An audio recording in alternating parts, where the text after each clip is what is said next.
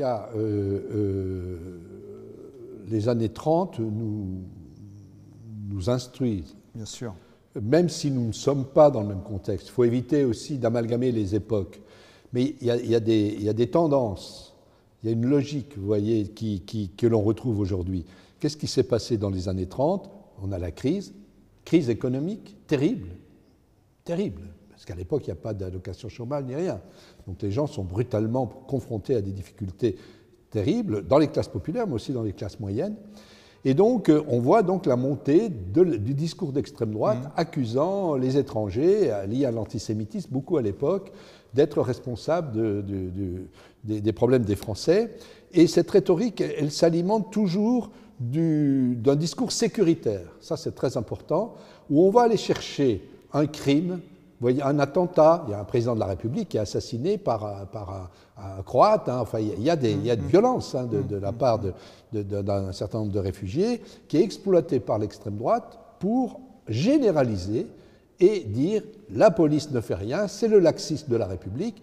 Et on voit un glissement progressif, c'est-à-dire que la droite républicaine va glisser progressivement en intégrant dans ses programmes des choses qui venaient de l'extrême droite.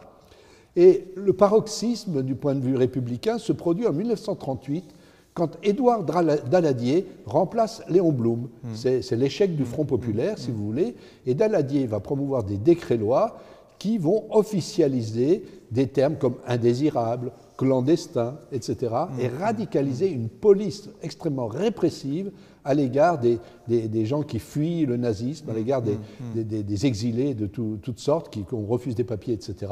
Et c'est aussi le début des premiers camps où on va interner d'abord les réfugiés espagnols. Hein.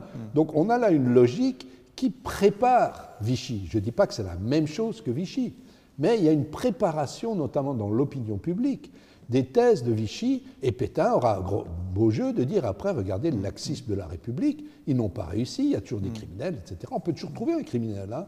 C'est facile, si on prend la logique du fait divers pour définir une politique, on est toujours sûr d'être gagnant.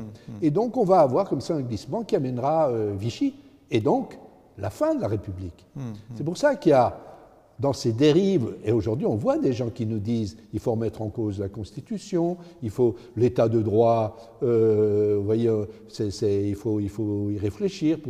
Donc on a je ne veux pas exagérer, ça reste beaucoup dans l'ordre du discours, mais comme ça ne résout jamais la crise d'un pays, sans prendre à l'immigration, vous ne trouverez jamais une seule époque, un seul pays où ça ait été la solution aux problèmes qui se posaient à une société. Et donc, ça peut induire une fuite en avant. Donc là encore, la recherche historique nous amène à tirer la sonnette d'alarme.